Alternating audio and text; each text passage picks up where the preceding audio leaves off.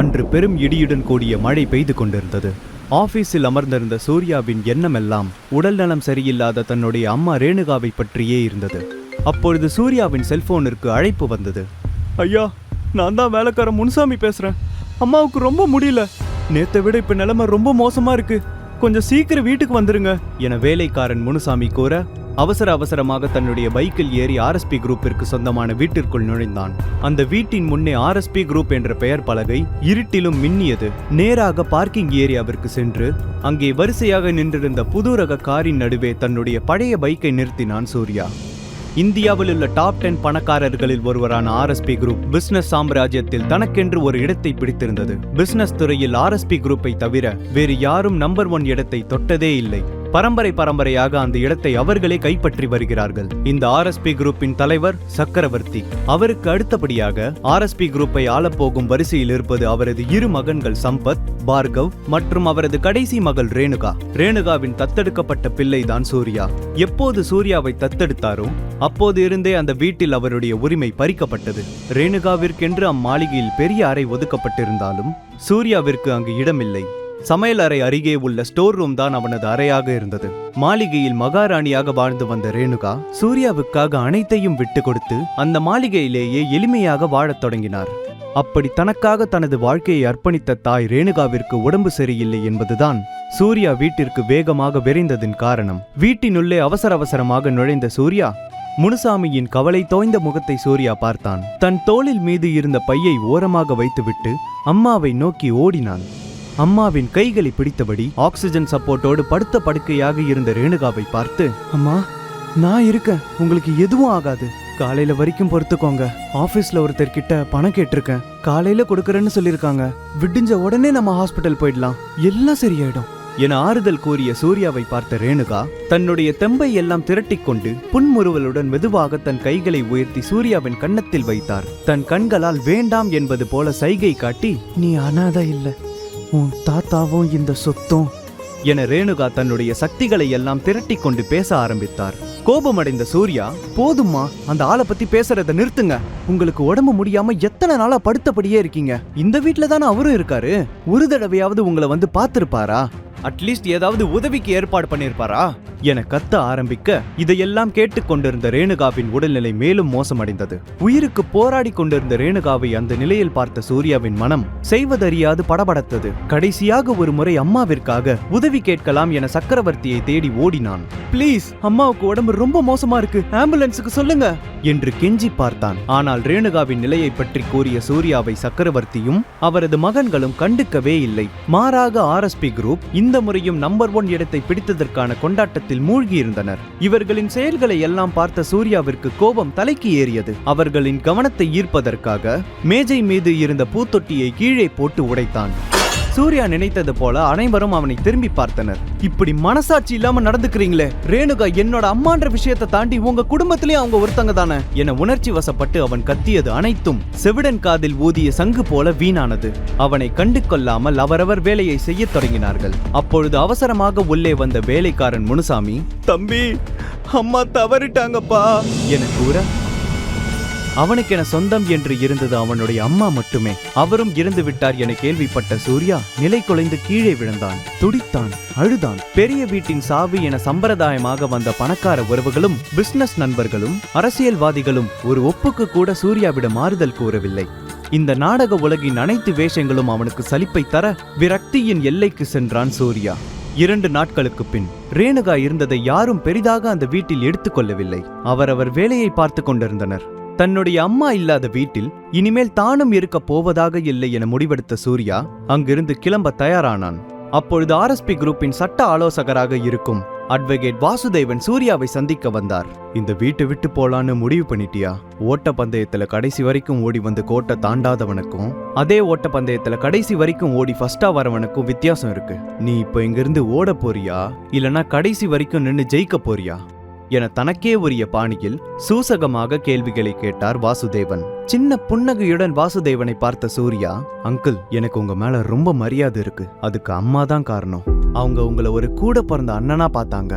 ஆனா இங்க இருக்கிறவங்க எல்லாம் மனுஷனே கிடையாது. நான் இங்க இருந்து ஓடி போகல, திரும்ப வருவேன். ஆனா வரும்போது சும்மா வரமாட்டேன். இவங்க சம்பாதிச்ச பணத்தை விட அதிகமா நல்ல மனுஷங்களை சம்பாதிச்சுட்டு வருவேன் என சூர்யா அவரை திரும்பி கூட பார்க்காமல் அங்கிருந்து கிளம்பினான். அவன் சென்ற வழியவே பார்த்து கொண்டிருந்த வாசுதேவன் பின் மெதுவாக, உண்மை தெரியாம நீ வீட்டு விட்டு கிளம்புறியே சூர்யா, இந்த 1000 கோடி ரூபாய் சொத்து உன்னோடது தான்டா, நீ நினைச்சா என்ன வேணாலும் பண்ணலாம், ஒரு நாள் கண்டிப்பா இதுக்காக நீ என்ன தேடி வருவ என சிரித்தபடி அங்கிருந்து கிளம்பினார். பேருந்து நிலையத்திற்கு வந்த சூர்யா கண்ணில் பட்ட பேருந்தில் ஏறி அமர்ந்தான். டிக்கெட் எடுக்க போகும்போதுதான் தெரிந்தது அவன் செல்ல போகும் இடம் ஊட்டி என்று. அம்மா இருந்த சோகமும், வீட்டில் மகாராணி போல இருந்தவர் நிலை இப்படி தன்னால் தான் தலைகீழாக மாறியதையும், அடுத்து என்ன செய்ய போகிறேன் என்ற எண்ணமும் அவன் மனதில் ஓடிக்கொண்டே இருக்க, 2 நாள் தூங்காத அசதியும் கூடவே தொற்றிக்கொள்ள அவனை அறியாமலேயே ஓடும் பேருந்தில் கண்மூடி தூங்கினான். நீண்ட நாட்களுக்கு பிறகு நெடுநேரம் தூங்கியவனை பஸ் கண்டக்டர் தட்டி எழுப்பி அவன் தூக்கத்தை கலைத்தார். தம்பி, பஸ் ஊட்டிக்கு வந்து சேர்ந்து 1/2 மணி நேரம் ஆச்சு என்ற வார்த்தை அவனை சுயநினைவுக்கு கொண்டு வந்தது. பஸ்ஸிலிருந்து இறங்கியவன் அடுத்து என்ன செய்வது என்று யோசிக்கும் முன்பே அவன் வயிறு பசியில் சத்தமிட்டது. பஸ் ஸ்டாண்ட் அருகிலேயே இருந்த கையேந்தி பவனுக்கு சென்றவன் 2 தோசை சொல்லிவிட்டு பசியில் காத்திருந்தான். அப்பொழுது அவன் அருகில் உடம்பிலுள்ள எலும்புகளை எண்ணும் அளவிற்கு மெலிந்த தோற்றம் கொண்ட ஒரு சிறுவன் சூர்யாவை உற்று பார்த்து கொண்டிருந்தான். பின் சூர்யாவிடம் மெதுவாக நெருங்கி வந்தான். சாப்பிட்டு ரொம்ப நாள் ஆச்சுன்னா என அவன் கூறி முடிக்கும் முன்னே கடைக்காரர் சூர்யாவை எச்சரித்தார். தம்பி, இதுங்களுக்கு இதே வேலையா போச்சு, கண்டுக்காதீங்க என கடைக்காரர் கூற, தன்னுடைய பர்ஸை எடுத்து அதிலுள்ள காசுகளை எண்ணி பார்த்தான். சாப்பாட்டிற்கு கொடுக்கும் அளவிற்கு மட்டுமே அவனுடைய பர்ஸில் பணம் இருந்தது. அண்ணா, நான் ஆர்டர் பண்ண அந்த தோசையை அந்த சின்ன பையனுக்கு கொடுத்துருங்க, எனக்கு ஒரு 2 கிளாஸ் தண்ணி மட்டும் கொடுங்க என தண்ணீரை வாங்கி குடித்து தன்னுடைய வயிற்று பசியை தற்காலிகமாக போக்கிக் கொண்டான். இதையெல்லாம் காரில் அமர்ந்தபடி 50 வயது மிக்கத்தக்க ரவிக்குமார் என்றவர் பார்த்து கொண்டிருந்தார். பசியோடு சாப்பாட்டை வாங்கிய சிறுவன் வேக வேகமாக அள்ளி தின்றான். சூர்யா அவன் தலையை தடவி கொடுத்து, மெதுவா சாப்பிடு இந்தா என்று தண்ணீரை கொடுத்தான். ரவிக்குமார் சூர்யாவையே பார்த்து கொண்டிருந்தார். ஐயா, இப்ப கிளம்பலாங்களா? உங்களுக்காக அங்க எல்லாரும் காத்துட்டு இருப்பாங்க என டிரைவர் சந்தனம் கூற, நான் பார்த்த வரைக்கும் இப்ப இருக்கிற ஜெனரேஷன் பசங்க எல்லாரும் பொறுப்பில்லாம தான் இருக்காங்க, ஆனா இந்த பையன் ஏதோ வித்தியாசமா இருக்கான் என கூறிய ரவிக்குமார் வண்டியை எடுக்க சொல்லி உத்தரவிட்டார். காரை ஸ்டார்ட் செய்த சந்தனம் எதிரே வந்த லாரியை கவனிக்காமல் நேராக செலுத்த வண்டி அந்த இடத்திலேயே ஆக்சிடென்ட் ஆனது. அதை பார்த்த சூர்யா விரைந்து செயல்பட்டு அவ்விருவரையும் காப்பாற்றி ஹாஸ்பிட்டலில் சேர்த்தான். ஊட்டியில் ரவிக்குமாரை பற்றி தெரியாத நபர்களே கிடையாது. ஹோட்டல், ரெசார்ட், ரெஸ்டாரண்ட் என ரியல் எஸ்டேட் பிசினஸும் அவருக்கு சொந்தமாக பல ஏக்கரில் டீ எஸ்டேட்டும் உள்ளது. ரவிக்குமாருக்கு எவ்வளவு சொத்துக்கள் உள்ளதோ அதையும் விட அவருக்கு சொந்தங்களும் அதிகம். இவருடைய பிசினஸின் பாதியை அவர்களே பார்த்துக் கொள்கிறார்கள். ஆனால் இன்று ஹாஸ்பிட்டலில் படுத்திருந்த ரவிக்குமாரை பார்க்க ஒரு ஈக்காக்கா கூட வரவில்லை. ரவிக்குமாரை பற்றி எதுவும் அறியாத சூர்யா கூடவே இருந்து 2 நாட்களாக பார்த்து கொண்டான். 2 நாட்களுக்கு பிறகு கண் விழித்த ரவிக்குமாரிடம் வீட்டு அட்ரஸையும் போன் நம்பரையும் வாங்கிக் கொண்டு அவர் வீட்டிற்கு தகவலை தெரிவித்தான். இந்த விஷயத்தை கேள்விப்பட்ட ரவிக்குமாரின் மனைவி வனிதாவும் அவரது ஒரே மகள் பிரீத்தியும் பதறி அடித்துக் கொண்டு ஓடி வந்தனர். என்னங்க, நம்ம பொண்ணு பிரீத்தி கல்யாண விஷயமா தான் நீங்க கோயம்புத்தூர் போனதா நினைச்சிட்டு இருந்தேன், உங்களுக்கு போன் பண்ணாலும் போன் போகல, இப்படி ஆகணும்னு நான் நினைச்சு கூட பார்க்கல என ஒப்பாரி வைத்த வனிதாவை, அம்மா அப்பாவை கொஞ்சம் ரெஸ்ட் எடுக்க விடுங்க, உங்க புலம்பல்ல அப்பாவை டென்ஷன் ஆக்காதீங்க, அப்பா இப்ப எல்லாமே ஆல்ரைட் தானே, இப்ப எப்படி இருக்கீங்க என பிரீத்தி கேட்க, ரவிக்குமார் வாசலில் யாரையோ தேடிக்கொண்டிருந்தார். பின் அவருக்கு சிகிச்சை அளித்த டாக்டரை அழைத்து தன்னுடைய விசிட்டிங் கார்டை நீட்டி தன்னை காப்பாற்றிய பையனிடம் இதை கொடுக்கும்படி கேட்டுக்கொண்டார். வீட்டிற்கு திரும்பிய ரவிக்குமாரின் எண்ணம் முழுக்க சூர்யாவின் மீதுதான் இருந்தது. ரவிக்குமாரை பொறுத்தவரையில் இப்பொழுது இருக்கும் இளைஞர்கள் யாருமே பொறுப்பானவர்கள் அல்ல, தனக்கு கிடைத்த வாய்ப்பை எப்படியாவது பயன்படுத்திக் கொள்ள நினைப்பவர்கள், சுயநலவாதிகள் என்று தீர்க்கமாக நம்பினார். சூர்யாவும் அந்த ரகத்தை சேர்ந்தவனாக தான் இருப்பான் என்று நினைத்தார். தன்னுடைய கணக்கு சரியாக இருந்ததால் அவன் செய்த உதவிக்கு பெருந்தொகையோ அல்லது வேறு உதவியோ பெற்றுக்கொள்ளதான் போகிறான் என்று நினைத்துக் கொண்டிருந்தார். மறுநாள் காலை அவர் எதிர்பார்த்தது போலவே சூர்யாவும் ரவிக்குமாரை தேடி வந்தான். தன்னை காப்பாற்றிய நபர் சூர்யா என்று தெரிந்தவுடன் ரவிக்குமாருக்கு ஆச்சரியமாக இருந்தது. மேலும் சூர்யாவை பற்றி தெரிந்து கொள்ளும் ஆர்வம் அவரை தொற்றிக் கொண்டது. நீதான் சூர்யாவா? என்ன பண்ணிட்டு இருக்கன்னு தெரிஞ்சுக்கலாமா? சூர்யா தயங்கியபடி, நான் ஒரு நல்ல வேலை தேடிட்டு இருக்கேன் சார். சூர்யாவின் பதிலை கேட்ட ரவிக்குமார் நமட்டு சிரிப்புடன், இவனும் மற்றவர்களைப் போலதான் என்று நினைத்துக் கொண்டார். பின் இதற்கு முன் எங்கு வேலை பார்த்தான் என்றும் இங்கு எதற்காக வந்தான் எனவும் கேட்டார். சூர்யா RSP குரூப்பின் கடைசி வாரிசு என அவரிடம் காட்டிக்கொள்ளவில்லை. தன்னை ஒரு அனாதை என்றே அவரிடம் கூறினான். தனக்கு உதவி செய்தவனை வெறும் கையுடன் அனுப்பக்கூடாது என நினைத்துக் கொண்ட ரவிக்குமார் தன்னுடைய கணக்கு பிள்ளையிடம் 50,000 ரூபாய் கொண்டு வர சொல்லி சூர்யாவின் கையில் கொடுத்தார். இது வெறும் அட்வான்ஸ் அமௌண்ட் தான், நாளையிலிருந்து என்னோட பர்சனல் அசிஸ்டண்டா சேர்ந்துக்கோ என ரவிக்குமார் கூற, பணமும் வேலையும் எதிர்பார்த்து நான் உங்ககிட்ட வரல சார். செஞ்ச உதவிக்கு காசு வாங்குறது பெரிய தப்பு. எனக்கு வேலை வேணும் தான். ஆனா இப்படி ஒரு சந்தர்ப்பத்தை பயன்படுத்தி நான் வேலையில சேர்ந்தேன்னு ஒரு பேர் கிடைக்கிறதுல எனக்கு விருப்பம் இல்லை சார். என்னை மன்னிச்சிடுங்க, நான் கிளம்புறேன் என சூர்யா கூறி ஆக்சிடென்ட் ஆன இடத்தில் கண்டெடுக்கப்பட்ட ரவிக்குமாருக்கு சொந்தமான போனை ஒப்படைத்துவிட்டு, இதை கொடுக்க தான் நான் வந்தேன் என்று கிளம்ப தயாரானான். சூர்யாவின் செயல்கள் ரவிக்குமாருக்கு இளைஞர்கள் மீது இருந்த கண்ணோட்டத்தை தவிடுபடியாக்கும் அளவிற்கு இருந்தது. அவனை விட்டுவிட அவருக்கு மனம் வரவில்லை. என்ன செஞ்சா நீ வேலையில சேர்ந்துப்ப என ரவிக்குமார் கேட்க, தன்னுடைய திறமையை பார்த்து வேலை கொடுத்தால் மட்டுமே வேலையில் சேர்வேன் என சூர்யா கூறினான். சற்று நேரம் யோசித்த ரவிக்குமார், இப்போத்திலிருந்து 1 மாசம் டைம் எடுத்துக்கோ. என்னோட பர்சனல் அசிஸ்டண்டா என் கூடவே இரு. இந்த டைம்ல நீ எப்படி இருக்கன்னு வச்சுதான் நான் அடுத்து உனக்கு இங்க வேலை என ரவிக்குமார் கூற, சந்தோஷமாக சூர்யா ஒப்புக்கொண்டான். இதையெல்லாம் தன்னுடைய தந்தை அருகே அமர்ந்தபடியே பார்த்து கொண்டிருந்த பிரீத்தி, இப்படியும் ஒருவர் இருப்பாரா என எண்ணி ஆச்சரியத்தில் மூழ்கி கிடந்தாள். அவளை தட்டி எழுப்பும் விதமாக அவள் அம்மா வனிதாவின் சத்தம் அமைந்தது. ரோட்ல போறவனுக்கு எல்லாம் பணத்தை அள்ளி கொடுங்க. இவனை பார்த்ததுனாலதான் அன்னைக்கு உங்களுக்கு ஆக்சிடென்ட் ஆச்சு. இவன் மட்டும் இல்லன்னா இந்நேரம் என் அண்ணன் பையனுக்கு பிரீத்தியை கல்யாணம் பேசி முடிச்சிருப்பீங்க என வனிதா புலம்ப, மா தெரிஞ்சுதான் பேசுறீங்களா? நீங்க போன் பண்ணிட்டே இருந்ததுனாலதான் ஆக்சிடென்ட் ஆச்சு. அவர் தான் அப்பாவை காப்பாத்தினாரு. அவர் மட்டும் இல்லனா இந்நேரம் அப்பா நிலைமை என்ன ஆயிருக்கும் என பிரீத்தி பேச, அவளது அம்மா கோபத்துடன் அங்கிருந்து கிளம்பினாள். பிரீத்திக்கு தன்னுடைய தந்தை என்றால் உயிர். தன்னுடைய தந்தை எது செய்தாலும் அதில் ஒரு அர்த்தம் இருக்கும் என்று நம்புவாள். இதுவரை எந்த ஒரு இலங்கையரையும் வேலைக்கு அமர்த்தாத தன்னுடைய அப்பா சூர்யாவை அதுவும் பிஏவாக பணி அமர்த்தியது அவளுக்கு ஆச்சரியமாக இருந்தது. ஆர்எஸ்பி குரூப் சொத்துக்கள் அனைத்திற்கும் ஒரே வாரிசு அவன் மட்டும்தான் என நன்றாக தெரிந்த சூர்யா மாத சம்பளத்திற்காக ரவிக்குமாரிடம் பிஏவாக சேர தயாரானான். இதாக ஒரு வாழ்க்கையை ஆரம்பிக்க போகும் சூர்யா பெட்டியிலிருந்து தன்னுடைய அம்மாவின் போட்டோவை எடுத்தான். அம்மா, நீங்க இத பார்த்திருக்கணும். இந்த ஊர்லயே பெரிய ஆளு ரவிக்குமார் சார். அவரோட பர்சனல் அசிஸ்டண்டா ஆக போறேன். கண்டிப்பா நல்ல பேர் எடுத்து உங்களை பெருமைப்படுத்துவேன் என்று வேலைக்கு கிளம்பும் முன் ஒன்றிற்கு பல முறை தன்னுடைய ஃபைலை சரிபார்த்து கொண்டான். அவனுக்கு தங்குவதற்காக கெஸ்ட் ஹவுஸில் தனியாக ஒரு அறை ஒதுக்கப்பட்டிருந்தது. இந்த 1 மாத காலத்தில் சூர்யா நடந்து கொள்வதை பொறுத்தே வேலை நிரந்தரமாக அமையும் என்று ரவிக்குமார் சொன்ன வார்த்தை அவன் மனதிற்குள் ஓடிக்கொண்டே இருந்தது. பெரும் மூச்சு விட்டு சிரித்த முகத்துடன் கதவை திறந்தான். சூர்யா கதவை திறக்க, அவன் முன்னே அந்த வீட்டின் கணக்கு பிள்ளை சுந்தரம் வந்து நிற்க சரியாக இருந்தது. 50 வயதை நெருங்கிய சுந்தரம் அந்த வீட்டில் பல வருடமாக கணக்கு பிள்ளையாக இருந்து வந்தார். ரவிக்குமாரின் சொத்துக்கள் முழுவதையும் அவரே பார்த்து கொள்கிறார். சரியா 9:30 மணிக்கெல்லாம் வேலைக்கு வந்துடணும். காலையில் சாப்பாடு இன்னைக்கு ஐயா வீட்டில் கொடுப்பாங்க. அதுவும் இன்னைக்கு மட்டும்தான். நாளையிலேருந்து நீ தான் சமைச்சு சாப்பிட்டுக்கணும். ராத்திரி ஐயா தூங்க போகிற டைம் தான் உன்னோட டியூட்டி முடியும். இந்த 1 மாதம் உனக்கு லீவ் எதுவும் இல்லை என சுழித்த முகத்துடன் நிபந்தனைகளை அடுக்கிக் கொண்டே போனார். அதையெல்லாம் சிரித்த முகத்துடன் சரி என்ற அர்த்தத்தில் தலையை ஆட்டினான் சூர்யா. சீக்கிரம் வீட்டிற்கு வரும்படி சொல்லிய சுந்தரம், வயசு பசங்களுக்கு என்ன தெரிய போகுது என்று புலம்பிக் கொண்டே சென்றார். காலை உணவை கிச்சனில் நின்று அந்த வீட்டு சமயக்கார அம்மா லட்சுமியிடம் பேசிக்கொண்டே அவசர அவசரமாக தோசையை உள்ளே தள்ளி கொண்டிருந்தான் சூர்யா. அப்போது அங்கு வந்த வனிதா, ஏ லட்சுமி, கண்டவங்களெல்லாம் கிச்சனுக்குள்ள விடுற? இது என்ன உன் அப்பா வந்துட்டு சொத்தா? என்ன குளமோ கோத்திரமோ சொல்லிதான் புரிய வைக்கணும் போல என வனிதா தனக்கே உரிய பாணியில் வாயில் வசம்பை வைத்து பேசியது போல பேசினான். அதை கேட்ட சூர்யா சாப்பாடு தட்டை கீழே வைத்தான். சமையல் அறையில் சத்தத்தை கேட்டு கீழே வந்த ரவிக்குமார், வனிதா இருக்கும் இடத்தில் எப்பொழுதும் கலவரம்தான் நடக்கும் என்று சலித்துக் கொண்டார். பின் சூர்யாவை அழைத்து, இங்க எல்லா வசதியும் இருக்கு, கூச்சப்படாம உன்னோட வீடு மாதிரி நினைச்சு சாப்பிடு.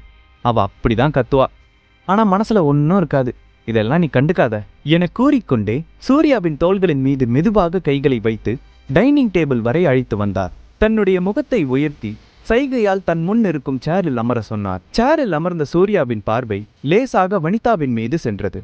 கோபத்தில் சிவந்திருந்த வனிதாவை பார்த்தவுடன் சட்டென்று எழுந்து நின்றான். ரவிக்குமார் வனிதாவை திரும்பி பார்க்க தன்னுடைய முகத்தை சுழித்தவாறே அங்கிருந்து கிளம்பினான்.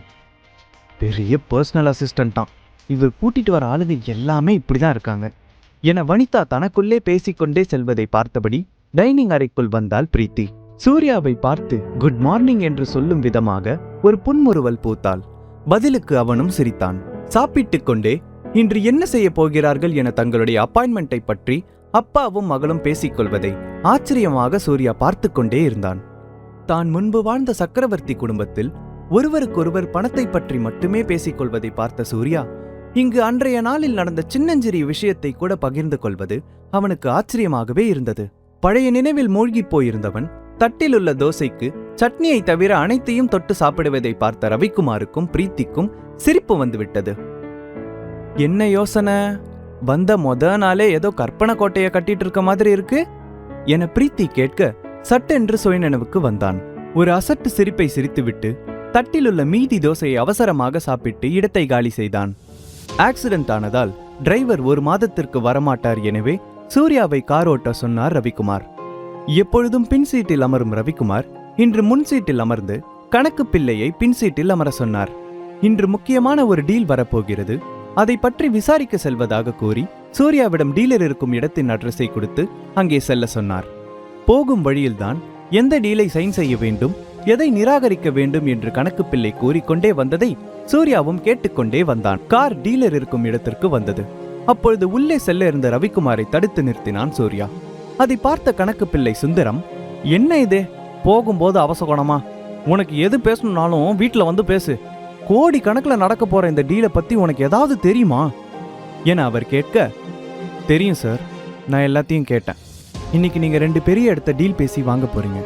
ஆனா அவர் முதல்ல வாங்க சொன்ன இடத்த வாங்க வேணாம், அதுக்கு பின்னாடி சொன்னதை மட்டும் வாங்குங்க, என்ன நம்புங்க சார் என்று சூர்யா கூற, இது வரைக்கும் ரியல் எஸ்டேட்ல கொடி கட்டி ஆண்டுட்டு இருக்கோம், எங்களுக்கு தெரியாது, உன்னுடைய வேலையை மட்டும் பாரு என்று எச்சரித்து விட்டு கிளம்பினார் கணக்கு பிள்ளை சுந்தரம். ரவிக்குமார் எதையும் கூறாமல் உள்ளே சென்றார். 1 மணி நேரத்திற்கு பிறகு வெளியே வந்த ரவிக்குமாரும் சுந்தரமும் காரில் ஏறினார்கள். கார் அமைதியாக வீட்டை நோக்கி சென்றது. நீண்ட மௌனத்தின் பிறகு ரவிக்குமாரின் போன் சினுங்கியது. சொல்லுங்க, விசாரிச்சிங்களா? என்ன, நிஜமாவா? அப்படிதான் வந்திருக்கா? சரி, பாத்துக்கிறேன் என்று கூறி போனை கட் செய்தார். பின் மெதுவாக சூர்யாவை பார்த்த ரவிக்குமார், உனக்கு எப்படி தெரியும் நாங்க வாங்க முடிவு பண்ணி வச்சிருந்த முதல் இடம் சிக்கல்ல இருக்குன்னு என கேட்க, நீங்க 2 பேரும் பேசிட்டு இருந்ததை கேட்டேன். அதுல முதல்ல பேசிட்டு இருந்த நிலத்தை சுத்தி நிறைய ஹோட்டலும் பெரிய வீடுகளும் இருக்கு. அதுவும் இல்லாம அந்த இடம் இருக்கிறது இந்த ஊர்லயே ஒரு முக்கியமான இடத்துல. அத கணக்குல வச்சு பார்த்தா அது நிச்சயமா பல மடங்கு விலையில தான் இருக்கணும். ஆனா உங்ககிட்ட டீல் பேச வந்த ஆள் சொன்ன தொகை ரொம்ப கம்மியா இருக்கு. அதை வச்சுதான் எனக்கு சந்தேகமே வந்துச்சு. நிச்சயமா அந்த லேண்ட் டாக்குமெண்ட்ஸ் கரெக்டா இருக்காது என்று கூறினான். ஆமா, நீ சொன்ன மாதிரி அந்த சொத்துல சிக்கல் இருக்கு என்று சொன்னார் ரவிக்குமார். சுந்தரம் வாயடைத்து அமர்ந்திருந்தார். முதல் நாளிலேயே ரவிக்குமாரின் மனதில் நச்சென்று நங்கூரம் போட்டது போல அமர்ந்து விட்டான் சூர்யா. நாட்கள் உருண்டோடியது. சூர்யாவை நிரந்தரமாக வேலையில் சேர்த்து விட்டார் ரவிக்குமார். ஒரு நாள் வழக்கம் போல பிரீத்தியும் ரவிக்குமாரும் பேசிக் கொண்டிருக்கும் பொழுது வனிதா மெதுவாக பிரீத்தியின் திருமணத்தை பற்றி பேசத் தொடங்கினாள். இதை கேட்டு கேட்டு வெறுத்து போன ரவிக்குமார், எத்தனை தடவை சொல்றது உன்னோட அண்ணன் பையனுக்கு என் பொண்ணை கொடுக்க முடியாதுன்னு? அவன் நான் நினைக்கிற மாதிரி இல்ல. என் அண்ணன் பையன் விவேக்கு என்ன குறைச்சல்? கை நிறைய சம்பாதிக்கிறான். சம்பாதிச்சா மட்டும் போதுமா என்ன? ஒரு விஷயத்தை யோசிச்சு முடிவெடுக்க தெரியுமா அவனுக்கு? என் பொண்ணை கட்டி கொடுக்க போறவனுக்கு பணம் அந்தஸ்து இருக்கணும்னு எல்லாம் எனக்கு எண்ணம் இல்ல. அவன் பொறுப்புள்ளவனா இருந்தாலே போதும். அப்படி ஒருத்தனை என்னைக்கு பாக்குறனோ அவனுக்கு தான் என் பொண்ணை கட்டி வைப்பேன் என ரவிக்குமார் கூறி முடிக்க சூர்யா வாசலில் வந்து நிற்க சரியாக இருந்தது. அப்பொழுதுதான் ரவிக்குமாருக்கு சட்டென்று ஒரு யோசனை வந்தது. நாம் ஏன் பிரீத்தியை சூர்யாவிற்கு திருமணம் செய்து வைக்க கூடாது? நான் எதிர்பார்க்கும் அனைத்து அம்சங்களும் சூர்யாவிடம் உள்ளது என நினைத்தார். சூர்யாவுடன் இதை பற்றி பேச வேண்டும் என முடிவெடுத்தார். அதனால் இரவு உணவிற்கு வீட்டிற்கு வரும்படி கூறினார். இரவும் வந்தது. ரவிக்குமாரின் மனதில் இப்படி ஒரு எண்ணம் இருப்பதை அறியாத பிரீத்தியும் சூர்யாவும் எப்பொழுதும் போல இயல்பாக பேசிக் கொண்டிருந்தனர். அவர்களை ரவிக்குமார் தன்னுடைய கண்களால் ஜோடி பொருத்தம் போட்டுக் கொண்டிருந்தார். வனிதாவிற்கு சூர்யாவுடன் ஒன்றாக சாப்பிடுவது சுத்தமாக பிடிக்கவில்லை. சூர்யாவை தன்னுடைய பார்வையால் எரித்துக் கொண்டிருந்தாள். அப்பொழுது மெதுவாக பேசத் தொடங்கிய ரவிக்குமார், யாரையாவது விரும்புறியா என்று சூர்யாவிடம் கேட்டார். அதை சற்றும் எதிர்பார்க்காத அவனுக்கு புரை தலைக்கு ஏறியது. அப்படி ஒன்றும் இல்லை, நான் திருமணத்தை பற்றி எல்லாம் யோசித்ததே இல்லை என்றான். நான் உனக்கு பொண்ணு பார்த்தா கல்யாணம் பண்ணுவியா? நீங்க எந்த பொண்ணை பார்த்தாலும் நான் கல்யாணம் பண்ணிப்பேன் சார் என இருவரும் பேசிக்கொள்ள, நம்மளோட பொண்ணுக்கே இதுவரைக்கும் இவர் எதுவும் செஞ்சதில்ல, இப்போ இந்த அனாதைக்கு செய்ய போறார் என்ற எண்ணம் வனிதாவை ஆதங்கத்தில் கொதிக்க வைத்தது. அதில் மேலும் தீயை மூட்டும் விதமாக, அதுவே என்னோட பொண்ணா இருந்தா கல்யாணம் பண்ணிப்பியா என ரவிக்குமார் கேட்ட அந்த ஒரு நிமிடம் அந்த அறையே அமைதியானது. இதை அங்கிருந்த யாரும் எதிர்பார்க்கவில்லை. படார் என்று சேரை தள்ளிவிட்டு எழுந்த வனிதா, யார கல்யாணம் பண்றது? ரோட்ல போற அனாதை நாய் இவன். இவனுக்கு நம்ம பொண்ணு கேக்குதா? பிரீத்தி, நீ எழுந்து வா. இந்த ஆளுக்கு தான் அறிவில்ல, நீயும் இதை கேட்டுட்டு உட்கார்ந்துட்டு இருக்க என அதிர்ச்சியில் உறைந்து போயிருந்த பிரீத்தியை இழுக்க வனிதாவின் கையை மெதுவாக தட்டிவிட்டவள், அதுதான் அப்பாவின் முடிவு என்றால் அதை கண்டிப்பாக நான் செய்வேன் என்றாள். அதற்கு முன் சூர்யாவிடம் பேச வேண்டும் என்று அவள் கேட்க அதிர்ச்சியில் மெதுவாக பிரீத்தியின் கைகளை விட்டாள் வனிதா. ரவிக்குமாரும் சூர்யாவை பேசிவிட்டு வரும்படி சைகை காமித்தார். வீட்டின் 2வது தளத்தில் உள்ள பால்கனியில் பிரீத்தி காத்திருக்க மெதுவாக உள்ளே நுழைந்தான் சூர்யா. இங்க பாருங்க, இது என் அப்பாவோட ஆசை. இதுவரைக்கும் அவர் எதையும் கேட்டதில்ல. இப்போ எல்லார் முன்னாடியே கேட்டிருக்காரு. அவர் ஆசையை நான் கலைக்க விரும்பல. பிரீத்தி மேடம், சத்தியமா எனக்கு எந்த ஐடியாவும் இல்ல. நான் உங்களை அப்படி நினைக்கவே இல்ல என சூர்யா பேசிக்கொண்டே போக, போதும் என்று கூறுவதைப் போல சைகை காட்டினாள். இந்த கல்யாணம் நிச்சயமா நடக்கணும். ஆனா கல்யாணத்துக்கு அப்புறம் நம்ம 2 பேருக்குள்ள வந்த உறவு எப்பவும் நட்பாவே இருக்கும். வேற எந்த உறவும் இல்ல. இதுக்கு சரின்னா உங்க முடிவை நாளைக்கு சொல்லுங்க என்று சொல்லிவிட்டு சட்டென்று அங்கிருந்து கிளம்பினாள். சற்று நேரத்தில் தன்னுடைய நிலைமை இப்படி மாறும் என்று சூர்யா எதிர்பார்க்கவே இல்லை. ஒன்றும் இல்லாமல் வந்த தனக்கு வீடும் வேலையும் தந்த ரவிக்குமாருக்கு என்ன பதில் கூறுவது என்ற மனப்போராட்டத்தில் அன்றைய இரவு முழுவதையும் கழித்தான். காலை எழுந்து எப்பொழுதும் போல வேலைக்கு வந்தவனிடம், ரொம்ப தேங்க்ஸ் சூர்யா, நீ என் பொண்ணுகிட்ட மேரேஜுக்கு ஓகே சொன்னதை என்னால நம்பவே முடியல. இப்போ நான் எப்படி இருக்கேன் தெரியுமா? ரொம்ப சந்தோஷமா இருக்கேன் என ரவிக்குமார் கூற குழப்பத்துடன் பிரீத்தியை பார்த்தான். இதற்கு எல்லாம் அவள்தான் காரணம் போல அவளுடைய பார்வையில் பதிலை கூறினாள். இதுநாள் வரை அங்கு இருந்ததில் ரவிக்குமார் இப்படி சந்தோஷமாக இருந்து சூர்யா பார்த்ததே இல்லை. இதற்கு மேலும் அவனுக்கு எந்த ஒரு சாய்ஸும் அங்கு இல்லை. ஒரே வழி திருமணத்திற்கு சம்மதம் தெரிவிப்பதுதான். ரவிக்குமாரின் ஒரே மகளின் திருமணம் தடபுடலாக நடைபெற்றது. ரவிக்குமாரை தவிர திருமணத்திற்கு வந்த அவரின் சொந்தமும் வனிதாவின் எந்த சொந்தமும் சந்தோஷமாக இல்லை. பிரீத்தியை திருமணம் செய்து கொள்வதன் மூலம் ரவிக்குமாரின் சொத்துக்கள் அனைத்தையும் தன்னுடைய மகன் பேரில் மாற்றிவிடலாம் என்று எண்ணிக்கொண்டிருந்த வனிதாவின் அண்ணனின் சதி தவிடுபடியானது. ரவிக்குமாரின் அண்ணன் குடும்பத்தினர் இதுவரை எந்த ஒரு இடையூறும் இல்லாமல் அவரின் சொத்துக்களை அனுபவித்து வந்தனர். இப்பொழுது அந்நியத்தில் ஒருவனை திருமணம் செய்து வைத்ததில் அவருக்கு சுத்தமாக விருப்பமில்லை. சூர்யாவும் பிரீத்தியும் மணமேடையில் ரவிக்குமாருக்காக சந்தோஷமாக இருப்பது போல நடித்தனர். இருவருக்கும் திருமணம் முடிந்தது. அனைவரின் கண்ணுக்கு கணவன் மனைவியாக தெரிந்தாலும் இருவரும் முன்பை போல கூட பேசிக்கொள்ளவில்லை. பிரீத்தி தனக்கு பிடிக்காத வாழ்க்கையை வாழப்போகிறாள் என்ற குற்ற உணர்ச்சி சூர்யாவை பாதித்தது. அவளுக்கு பிடித்த வாழ்க்கையை தர முடியாமல் போனாலும் தன்னால் முடிந்த உதவியை பிரீத்திக்கு செய்து வந்தான். திருமணமான நாளிலிருந்து பிரீத்தியை ஆபீஸில் தினமும் அவனை பிக்கப் மற்றும் டிராப் செய்து வந்தான். அவளுக்கு பிடித்த உணவை அவ்வப்போது செய்து கொடுப்பது என பிரீத்தியை நெருங்க முயற்சி செய்தான். இப்படியே 3 ஆண்டுகள் உருண்டோடியது. நான் அவ்வளோ டைம் சொன்னேன், இன்னைக்கு ரொம்ப முக்கியமான நாள், வெளியில போனா சீக்கிரம் வாங்கன்னு. எல்லாரும் கிளம்பி போயிட்டாங்க, நம்ம மட்டும்தான் லேட்டு என காரில் இருந்து இறங்கிய சூர்யாவை கடிந்து கொண்டாள் பிரீத்தி. அழகிய பட்டு சேலையில் ஒரு அழகு தேவதை போல காட்சியளித்தவளை பார்த்து மெய்மறந்து நின்றான் சூர்யா. பின்புதான் நினைவுக்கு வந்தது, இன்று பிரீத்தியின் குலதெய்வ கோயிலில் விசேஷம். யாரு எங்கு இருந்தாலும் வருடத்திற்கு ஒரு முறை நடைபெறும் இந்த விழாவின் குடும்பத்தில் உள்ளவர்கள் தவறாமல் பங்கு பெற வேண்டும் என்று எழுதாத ஒரு விதியை கடைபிடித்து வந்தனர். கேஷுவல் டிரெஸ்ஸில் இறங்கி வந்த சூர்யாவை பார்த்த பிரீத்திக்கு மேலும் கோபமாக வந்தது. டிரெஸ் கூட மாத்தல, சரி பரவாயில்ல கிளம்புங்க, எல்லாரும் அங்க போயிட்டாங்க என்று வண்டியில் ஏறி அமர்ந்தாள். குலதெய்வ கோவிலை அடைந்த பிரீத்தி அவசரமாக தன்னுடைய பூஜை தட்டை தூக்கி கொண்டு கீழே இறங்கினாள். அவளை பார்த்த வனிதாவின் தங்கை பையன் மோகன் கீழே இறங்க இருந்த சூர்யாவின் கார் கதவை மூடி இங்கே இறங்க விடாமல் தடுத்தான். மோகன், என்ன பண்ற, வழிய விடு என பிரீத்தி மிரட்ட, நம்ம சொந்தக்காரங்க மட்டும்தான் இங்க வரணும், அம்மா பேரு ஊரு தெரியாதவங்கெல்லாம் நம்ம பரம்பரையை சேர்ந்தவங்களாயிடுவாங்களா என கூறி சூர்யாவை அவமதித்தான். தன்னை அவமானப்படுத்தியது கூட தாங்கிக் கொண்ட சூர்யாவிற்கு தன்னை அனாதை என்று சொன்னது வருத்தமாக இருந்தது. அந்த வருத்தத்தை அவன் வெளிக்காட்டிக் கொள்ளவில்லை. சக்கரவர்த்தி குடும்பத்தை காட்டிலும் இப்பொழுது உள்ள ரவிக்குமாரின் குடும்பத்தில் அவனுக்கு பாசமும் மரியாதையும் கிடைக்கிறது.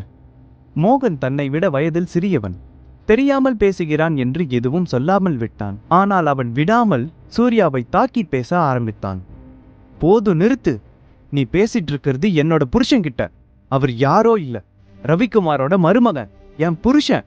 பொறுத்து கொள்ள முடியாமல் பிரீத்தி கத்த, இதையெல்லாம் கேட்டுக்கொண்டிருந்த அவளின் சித்தி குமுதா, புருஷன்னு பேச்சுக்கு சொன்னா மட்டும் பத்தாது, கல்யாணம் ஆகி 3 வருஷம் ஆகுது, இன்னும் புழு பூச்சி கூட காணோம், என்ன குறையோ? இந்த கேள்விகள் அனைத்தும் பிரீத்தியின் மனதை வேதனைப்படுத்தியது.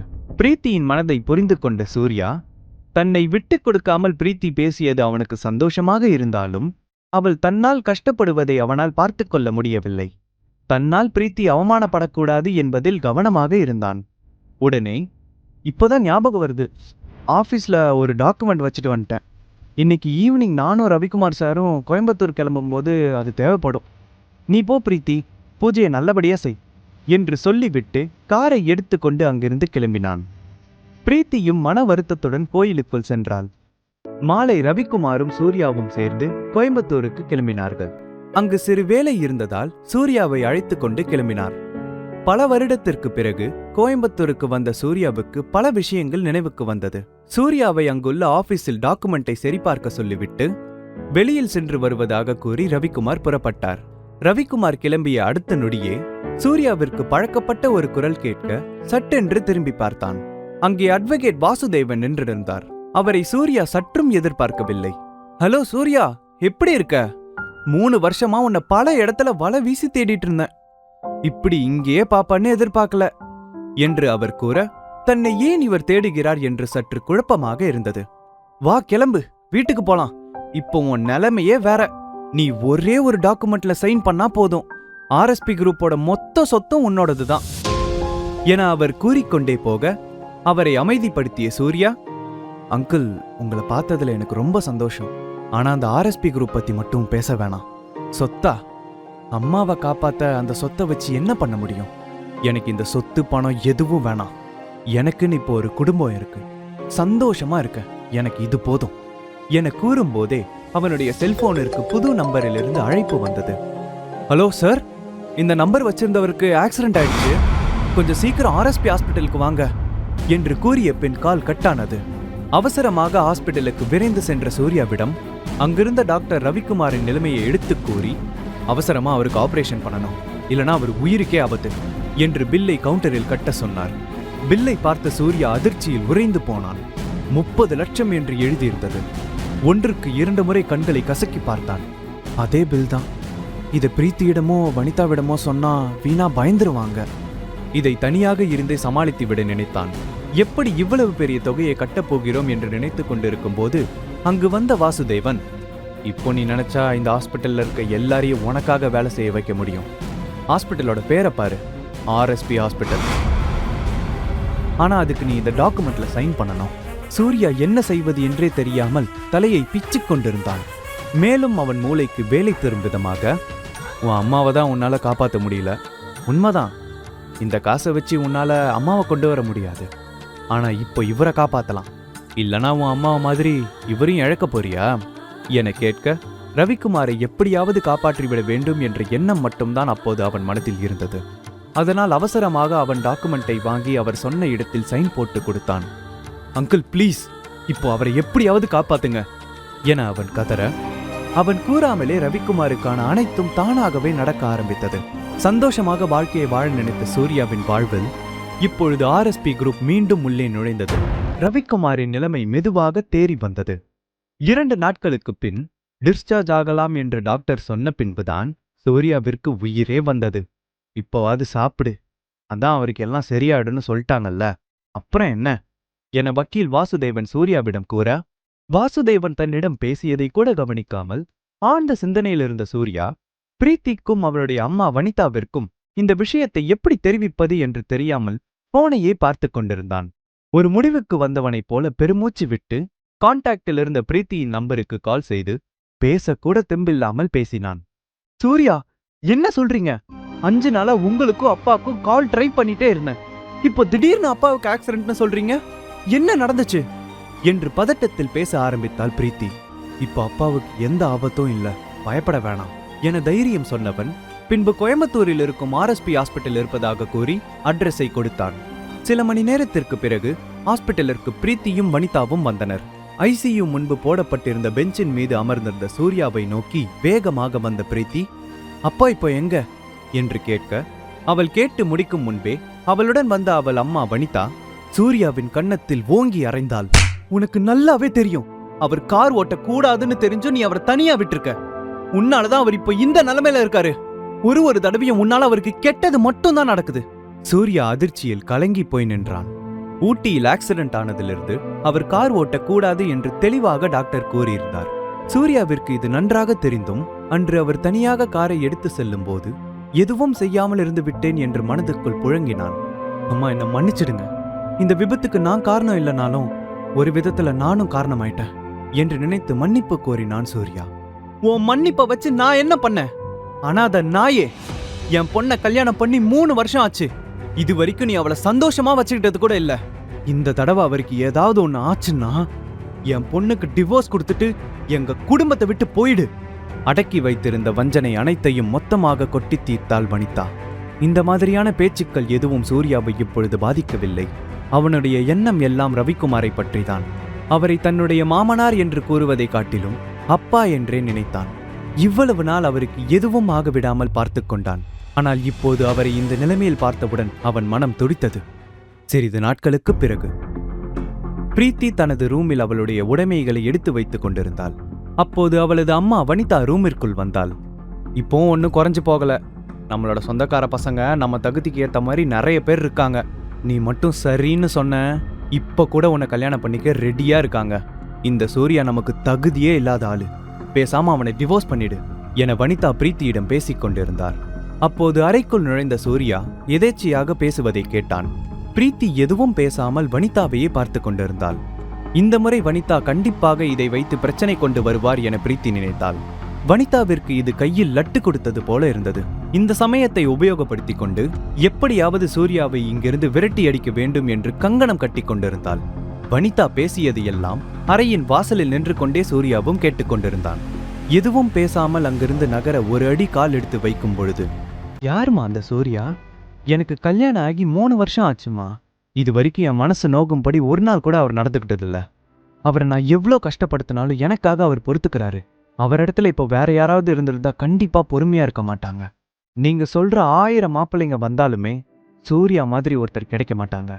ஒவ்வொரு தடவையும் அப்பா உயிர் ஆபத்துல இருந்தப்பெல்லாம் காப்பாத்தினது சூர்யா மட்டும்தாம்மா.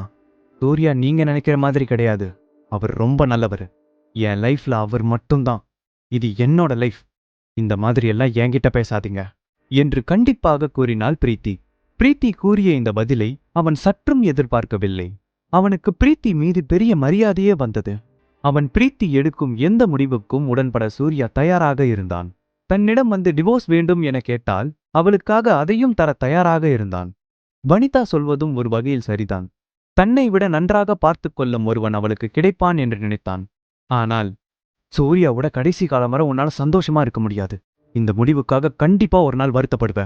இதுக்கு மேலேயும் இதை பத்தி என்கிட்ட பேசாதீங்க என்று கோபத்தில் பிரீத்தி அவள் அம்மாவை பார்த்து கத்தினாள். அந்த ஒரு நிமிடம் சூர்யா முடிவெடுத்ததுதான். இந்த உலகமே சோகத்தில் மூழ்கியிருந்தாலும் பிரீத்தியை சந்தோஷமாக வைத்துக் கொள்வேன் என சபதம் எடுத்தான். பிரீத்தி மனதில் சூர்யாவை பற்றி இப்படி ஒரு எண்ணம் இருப்பது இப்பொழுதுதான் அவனுக்கே தெரிந்தது. இத்தனை வருடம் அவள் தன்னை வெறுத்ததாகவே நினைத்துக் கொண்டிருந்தான். பிரீத்தி சூர்யாவுக்கென்று மனதில் ஒரு இடம் கொடுத்திருப்பது இப்பொழுதுதான் அவனுக்கே தெரிய வந்தது. சந்தோஷத்துடன் மாடியிலிருந்து கீழே இறங்கி வந்த சூர்யாவை பார்த்த ரவிக்குமார் சூர்யாவை மொட்டை மாடிக்கு வர சொன்னார். 5 நிமிடத்திற்கு ஒரு முறை இடைவிடாமல் பிரீத்தியின் மனதில் நான் இருக்கிறேன் என்று நினைத்துக் கொண்டே தனக்குத்தானே சிரித்துக் கொண்டிருந்தான். மொட்டை மாடிக்கு வந்த சூர்யா அங்கிருந்த ரவிக்குமார் அருகே சென்று அமர்ந்தான். சூர்யாவின் முகம் சந்தோஷத்தில் மின்னிக் கொண்டிருப்பதை கவனித்த ரவிக்குமார், சூர்யா, எனிதிங் ஸ்பெஷல்? இத்தனை வருஷத்துல இப்படி ஒரு முகத்தை நான் பார்த்ததே இல்லையே.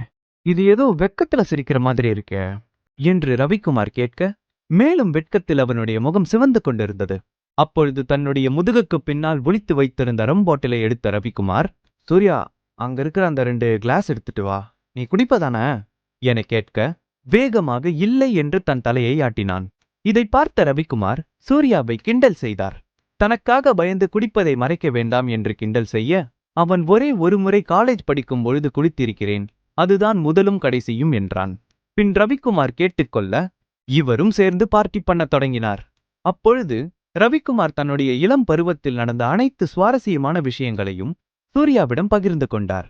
சிறிது நேரம் அமைதியான ரவிக்குமார் பின் மெதுவாக, பிரீத்தியை உனக்கு பிடிக்குமா என்று கேட்டார். பிரீத்தி தன்னை ஏற்றுக்கொண்ட சந்தோஷத்தில் இருந்த சூர்யா அவளை மிகவும் பிடிக்கும் என்ற விதத்தில் தன் கைகளை விரித்து காட்டினான். பிரீத்தி எனக்கு இருக்க ஒரே பொண்ணு. சின்ன வயசுல இருந்தே அவளை நான் பார்த்து பார்த்து வளர்த்தேன். அவளுக்கு எந்த ஒரு விஷயமா இருந்தாலும் பார்த்து பார்த்து பண்ணுவேன். அதே மாதிரி தான் கல்யாண விஷயத்திலையும் அவளுக்கு ஏத்த தகுந்த மாப்பிளைய தான் நான் கல்யாணம் பண்ணி வச்சிருக்கேன். இத சீக்கிரம் பிரீத்தியும் புரிஞ்சுப்பா, நீங்க சந்தோஷமா இருப்பீங்க என்று கூறினார். அப்பொழுது சூர்யா நடந்ததை கூற வரும்பொழுது அவனை எதுவும் கூற விடாமல், பிரீத்தி எனக்கு எவ்வளோ முக்கியமோ அதே மாதிரிதான் நீயும் எனக்கு. நான் உன்னை மருமகனா பார்க்கறத விட ஒரு மகனாதான் பார்த்துட்டு இருக்கேன் என ரவிக்குமார் கூற, இதை கேட்ட சூர்யாவின் மனம் சந்தோஷத்தில் வெடித்து விடுவது போல இருந்தது. தான் அனாதை இல்லை, தனக்கு என்று கவனித்துக் கொள்ளும் குடும்பம் இருக்கிறது என நினைத்து சந்தோஷத்தில் மிதந்தான். அந்த சந்தோஷத்திலேயே இரவு முழுவதும் தூங்காமல் புரண்டு கொண்டிருந்தவன் ஒரு வழியாக தூங்கினான். நன்றாக தூங்கிக் கொண்டிருந்த சூர்யா மீது யாரோ தண்ணீரை ஊற்ற திடுக்கி எழுந்தான். அவன் முன்னே பிரீத்தி ரெடியாக நின்றிருந்தாள். சாருக்கு இன்னும் தெரியலையா? இன்னும் 4-5 கப்பு ஊத்தணுமா என்ன என அவள் கேட்க, வேகமாக மொபைலை எடுத்து மணியை பார்த்தான். மணி 8 கடந்து விட்டது. நைட்டு என்ன ஆச்சு? நான் எப்படி இங்க வந்தேன் என்ற குழப்பத்திலேயே தலையை சொரிந்து கொண்டிருந்தான். ரொம்ப கன்ஃபியூஸ் ஆக வேணாம். நைட்டு 2 பேரும் ஃபுல் மட்டை. நான் தான் உங்களை கூட்டிட்டு கீழே வந்தேன். சரி இப்ப கிளம்புங்க, எனக்கு லேட் ஆயிடுச்சு. நான் ஆபீஸ் போகணும் இல்லையா? நான் வண்டி கிட்ட நிக்கிறேன், சீக்கிரம் ரெடி ஆயிட்டு வாங்க என பிரீத்தி கூறிவிட்டு கீழே செல்ல ஒரு அடி எடுத்து வைக்க, சிதறிய தண்ணீரில் அவள் பாதம் வழுக்கி விழப்போக அவளை அப்படியே தாங்கி பிடித்தான் சூர்யா. எதிர்பாராத இந்த முதல் டச் இருவரையும் ரொமான்ஸ் சீனில் தள்ளியது. அவனது பலம் வாய்ந்த பிடியில் மெல்லிய பஞ்சு போல மிதந்தாள் பிரீத்தி. ஈரமான உடையும் சில்லென்று காற்றும் காதல் அத்தியாயத்தை தொடங்குவதற்கான பிள்ளையார் சுழியை போட்டது. இருவரின் கண்களும் மோதிக்கொள்ள உதடுகள் கிட்டத்தட்ட உரசிக்கொள்ளும் நெருக்கத்தில் துடித்தன. ஒரு நொடி சொக்கிப் போனவள் பின் சட்டென்று சுதாரித்து எழுந்தோடினாள் பிரீத்தி. நைட் அடித்த போதையை விட இப்போது பிரீத்தி கொடுத்த போதையில் தடுமாறிக் கொண்டிருந்தான் சூர்யா. எம்மாடி, என்ன கிக்குடா! ஆண்டவா, இன்னைக்கு ஸ்டார்டிங்கே இவ்வளவு அமர்க்களமா இருக்கே, தேங்க்யூ என்று துள்ளி குதித்து ஓடினான். 5 நிமிடத்தில் ரெடியானவன் காரில் பிரீத்தியை ஏற்றிக்கொண்டு பறந்தான். டிராவல் டைமில் இருவரும் ஒரு வார்த்தை கூட பேசிக்கொள்ளவில்லை. ஆனாலும் அங்கு காதல் நிறைந்திருந்தது. ஆபீஸில் இறக்கிவிட்டு வீட்டிற்கு திரும்பிக் கொண்டிருந்த சூர்யாவிற்கு வக்கீல் வாசுதேவனிடமிருந்து அழைப்பு வந்தது. அவன் முகத்தில் இருந்த சிரிப்பு அப்படியே மாறியது. போனை எடுத்தவன் கோபமாக, எனக்கு போன் பண்ணாதீங்கன்னு எத்தனை தடவை சொல்லியிருக்கேன், அதான் நீங்க கேட்ட டாக்குமெண்ட்ல சைன் பண்ணிட்டேனே, இன்னும் என்ன வேணும் என வெறுப்புடன் பேசினான் சூர்யா. எனக்கு எதுவும் வேணாம் சூர்யா, ஆர்எஸ்பி குரூப்புக்கு இப்போ நீ தான் ஓனர், அது நீ மறந்துட்டியா? நீ நினைச்சா இப்போ என்ன வேணாலும் பண்ணலாம் என வாசுதேவன் கூற, அவர் பேசிக்கொண்டிருக்கும் போதே குறுக்கிட்ட சூர்யா, என்ன சொன்னீங்க? என்ன வேணாலும் பண்ணலாமா? அப்படின்னா நான் எவ்வளோ பெரிய வீடு வேணாலும் வாங்கலாம், அப்படிதானே? இதை கேட்ட வாசுதேவன் விழுந்து விழுந்து சிரிக்க ஆரம்பித்தார். சூர்யா நினைத்தால் வீடு என்ன, அவன் வைத்திருக்கும் சொத்தை வைத்து பாதி நாட்டையே விலைக்கு வாங்கலாம் என்று கூறி மீண்டும் சிரித்தார். முடிஞ்சா ஊட்டியில் இருக்க எம்எஸ் மேன்ஷனை வாங்கி கொடுங்க, அதுக்கப்புறம் நீங்க என்ன கேட்குறீங்களோ அதை செய்றேன் என்று கூறினான். ஊட்டியில் உள்ள எம்எஸ் மேன்ஷன் அழகிற்கு பெயர் போனது. ஆள் அரவமற்ற இடத்தில் இருக்கும் அந்த மேன்ஷனை சுற்றி எண்ணற்ற இயற்கை வளங்களும் அதன் அருகில் அருவியும் எப்பொழுதும் பறவைகள் கத்தும் சத்தமும் கேட்டுக்கொண்டே இருக்கும். ஒரு முறை பிரீத்தி ஆசைப்பட்டதற்காக ரவிக்குமார் அந்த மேன்ஷனை விலைக்கு வாங்க கேட்டிருந்தார். ஆனால் அந்த மேன்ஷன் ஓனர் கோடிக்கணக்கில் பணத்தை கொடுத்தால் கூட இதை விற்க மாட்டேன் என்று தெளிவாக கூறிவிட்டார். எவ்வளவு முயற்சித்தும் அந்த மேன்ஷனை ரவிக்குமாரால் வாங்க முடியவில்லை. பிரீத்திக்காக அந்த மேன்ஷனை எப்படியாவது வாங்கிவிட வேண்டும் என்று நினைத்த சூர்யா வாசுதேவனிடம் இதை வாங்கி கொடுக்கும்படி சேலஞ்ச் செய்தான். நாளைக்கு காலையில அந்த மேன்ஷன் ஓம் பேர்ல இருக்கும் என்று சொல்லிவிட்டு தனக்கு ஒரு நாள் அவகாசம் தரும்படி கேட்டார். மறுநாள் பொழுது விடிந்தது. இதுவரை வாசுதேவனிடமிருந்து கால் வந்தால் எரிச்சல் அடையும் சூர்யா இன்று காலையிலிருந்து அவருடைய காலுக்காக காத்திருந்தான். சரியாக 10 மணிக்கு வாசுதேவனிடமிருந்து அழைப்பு வந்தது. அந்த ரெசார்ட் பேரை சூர்யா மேன்ஷன் வச்சுப்போமா? சொன்ன மாதிரியே அந்த மேன்ஷன் இப்போ ஓம் பேர்ல இருக்கு. அதோட ஓனர் பார்த்து டாக்குமெண்ட் மட்டும் சைன் போட்டு மாத்திட்டா வேலை முடிஞ்சது. ரெடியாரு, 1/2 மணி நேரத்துல உன்னை பிக்கப் பண்ணிக்கிறேன் என்று போனை துண்டித்தார் வக்கீல் வாசுதேவன். வாசுதேவன் அங்கு வருவதை சூர்யா சுத்தமாக விரும்பவில்லை. தானே அந்த மேன்ஷனுக்கு வருவதாக கூறி அவரது போனுக்கு மெசேஜ் செய்தான் சூர்யா. சூர்யாவின் வீட்டிற்கும் அந்த மேன்ஷனுக்கும் கிட்டத்தட்ட 5 நிமிடம் தூரம் தான் இருக்கும். ஆனால் அந்த மேன்ஷன் கேட்டிலிருந்து உள்ளே செல்லவே 1/4 மணி நேரம் எடுக்கும். 2 அடுக்கு பாதுகாப்பு போடப்பட்டிருக்கும். அந்த மேன்ஷனுக்கு 10ற்கும் மேற்பட்ட செக்யூரிட்டி கார்ட்ஸ் இருப்பார்கள். அது வீட்டின் அருகில் தான் இருக்கிறது. நடந்தே சென்று விடலாம் என்று நினைத்த சூர்யா பொடிநடையாக அந்த மேன்ஷனை நோக்கி நடக்க ஆரம்பித்தான். மேன்ஷன் கேட்டை திறந்தவுடன் ஒருவர் சத்தம் போட்டுக்கொண்டே ஓடி வருவதை பார்த்த சூர்யா அங்கேயே நின்றான். அவனை தொடர்ந்து மேலும் 10 பேர் அவன் பின்னால் ஓடி வர யாரை துரத்தி கொண்டு வருகிறார்கள் என்று குழப்பத்துடன் முன்னும் பின்னும் பார்த்தபடியே நின்றான். அதில் ஒருவன், யார் பாத திறந்த வீட்டுல ஏதோ நுழையிற மாதிரி என்று கருப்பு உடை அணிந்த செக்யூரிட்டி கார்டு அவனை நெருங்கி வந்தார். அவரை தொடர்ந்து அதே மாதிரியான உடை அணிந்த மேலும் சிலர் சூர்யாவை சுற்றி நின்றனர். என்ன தம்பி, வழி தவறி இந்த பக்கம் வந்துட்டியா? 6 அடி உயரத்தில் பார்க்கவே கரடு முரடாக இருந்த ஒருத்தர் சூர்யாவை சந்தேக பார்வையில் பார்த்தபடி கேட்டார். இல்ல, ஒருத்தரை தேடி வந்திருக்கேன். சூர்யா அமைதியாக தன் பதிலை கூறினான். என்னது, ஒருத்தர் தேடி வந்திருக்கியா? நீ வந்திருக்கிற இந்த இடம் யாரோடதுன்னு உனக்கு தெரியுமா? இதற்கும் எந்த பதிலும் கூறாமல் சூர்யா அமைதியாகவே இருந்தான். பின் மெதுவாக, இந்த இடம் எனக்கு சொந்தமானது என்று சூர்யா கூற அந்த 6 அடி மனிதன், வந்த வழியே அப்படியே போயிடு. நீ சொன்ன காமெடிக்கு எல்லாரும் சிரிச்சிட்டோம். Show time over. காட்ஸ், இங்க வரவங்க எல்லாம் இவனை மாதிரி தான். அவனுடைய இடம் இவனுடைய இடம், உள்ள இருக்கிறவங்கள நல்லா தெரியும், என் சொந்தக்காரங்க தான் சொல்லிட்டு வருவானுங்க. தயவுதாட்சியமே பார்க்காம கழுத்தை புடிச்சு வெளியே தள்ளிடுங்க என அங்கிருந்த மற்ற செக்யூரிட்டி கார்டுகளுக்கு பாடம் எடுத்து கொண்டிருந்தான் அந்த 6 அடி மனிதன். அவனுடைய சட்டையில் ராகேஷ் என்று எழுதப்பட்டிருந்தது. இவர் கட்டளையிடுவதை பார்க்கும் பொழுது அந்த இடத்திற்கு அவன்தான் ஹெட் செக்யூரிட்டி போல தெரிந்தது. நகராமல் அங்கேயே நின்று கொண்டிருந்த சூர்யாவை பார்த்த ராகேஷிற்கு கோபம் தலைக்கு ஏறியது. தன்னுடைய முதலாளி பெரிய விஐபிக்காக காத்திருக்கிறார். அவர் வருவதற்கு முன் இங்கிருந்து மரியாதையாக கிளம்பி விடு என்று எச்சரிக்கை செய்தான் ராகேஷ். இதை கேட்ட சூர்யாவிற்கு சிரிப்பு தாங்க முடியவில்லை. அந்த விஐபியே நான் தான், இது கூட தெரியாம இவங்க இப்படி கேனத்தனமா நடந்துக்கிறாங்களே என்று நினைத்து சிரித்தான். ஒருவருடைய உடையையும் அவர் வைத்திருக்க பொருளையும் வைத்து எடை போடும் செக்யூரிட்டியை நினைத்து வருத்தப்பட்டான். இருந்தாலும் மாத சம்பளம் கொடுக்கும் தன்னுடைய முதலாளிக்காக விசுவாசமாக இருக்கிறான் என்று நினைத்தான். நகராமல் அங்கேயே அவரை பார்த்து சிரித்துக் கொண்டிருந்த சூர்யாவை பார்த்த செக்யூரிட்டிக்கு மேலும் கோபம் தலைக்கு ஏறியது. எவ்வளவு சொல்லியும் இங்கிருந்து கிளம்பாம அப்படியே நிக்கிற? அடி விழுந்தாதான் இங்கிருந்து கிளம்புவியா என கோபத்தில் சூர்யாவை அறைய கையை ஓங்கியவனை ஒரு கை தடுத்து நிறுத்தியது. அந்த கையின் சொந்தக்காரரை பார்த்து செக்யூரிட்டி கார்டு ராகேஷ் அதிர்ச்சியில் கையை கட்டிக்கொண்டு ஒதுங்கி நின்றான். அவரை பார்த்து செக்யூரிட்டி கார்டு அனைவரும் ஒரே வரிசையில் கையை கட்டிக்கொண்டு நின்றனர். ஆனால் அவரோ சூர்யாவின் முன் கையை கட்டிக்கொண்டு நிற்பதை பார்த்து அதிர்ச்சி அடைந்து விட்டனர். சூர்யாவின் முன் கையை கட்டி மரியாதை கலந்த பயத்துடன் நின்று கொண்டிருந்த ராமலிங்கத்தை பார்த்து ராகேஷும் மற்ற செக்யூரிட்டி கார்ட்ஸும் வாயடித்து போய் நின்றனர். அரசியலில் பெரும் புள்ளியாக இருக்கும் ராமலிங்கம் தமிழ்நாட்டில் மிகப்பெரிய பணக்காரர். ஊட்டியையே தன்னுடைய கைக்குள் வைத்திருக்கும் ராமலிங்கத்தை இதுவரை இப்படி இவர்கள் பார்த்ததே இல்லை. இன்று முதலாக சூர்யாவின் முன் கையை கட்டி கொண்டிருப்பதை பார்த்த செக்யூரிட்டி கார்ட்ஸ், யார் இவன்? இவனை பார்த்து ஏன் நம்ம முதலாளி பயந்து போய் நிற்கிறாரு என குழம்பி போயிருந்தனர். சூர்யா சார், பெரிய தப்பு நடந்துருச்சு. அவங்க சார்பா நான் உங்ககிட்ட மன்னிப்பு கேட்கிறேன் என்று பயத்துடனும் மரியாதை கலந்த குரலிலும் கையை கட்டிக்கொண்டு சூர்யா முன் பேசினார். என்னது, இவர்தான் சூர்யாவா என்று வாயடைத்து நின்றனர் அங்கிருந்த செக்யூரிட்டி கார்ட்ஸ். பின் செக்யூரிட்டி கார்டு ராகேஷை பார்த்து, என்ன தைரியம் இருந்தா இவர்கிட்டயே மரியாதை இல்லாம நடந்திருப்ப. இப்பவே அவர்கிட்ட மன்னிப்பு கேளு. நீ பண்ண தப்புக்கு இன்னைக்கு உன்னை சும்மா விடுறதா இல்ல என ராமலிங்கம் ராகேஷை கடுமையாக திட்ட ஆரம்பித்தார். ராகேஷிற்கு நன்றாக தெரியும், ராமலிங்கத்திற்கு கோபம் வந்தால் எதிரே நிற்பவர் யாராக இருந்தாலும் அவர் வாழ்க்கையே போய்விடும் அளவிற்கு ஏதாவது செய்து விடுவார் என்று. பல முறை இதில் நேரிலும் பார்த்திருக்கிறார். இன்று அவருக்கே இந்த நிலைமை என்று நினைத்து பயந்து அவர் காலில் விழுந்து கெஞ்ச ஆரம்பித்தான். சார், தெரியாம பண்ணிட்டேன், என் மேல கருணை காட்டுங்க. இனிமே இந்த மாதிரி எந்த ஒரு தப்பும் நடக்காம பாத்துக்கிறேன். காலில் விழுந்து கெஞ்சும் ராகேஷை பார்த்த மற்ற செக்யூரிட்டி கார்ட்ஸ் தங்களுடைய மூச்சை இழுத்து பிடித்துக் கொண்டு அடுத்து அவர்களுக்கு என்ன நடக்குமோ என்ற பயத்தில் நின்று கொண்டிருந்தனர். அரசியல் மட்டுமே செய்து இந்த இடத்திற்கு ராமலிங்கம் வந்திருக்க முடியாது.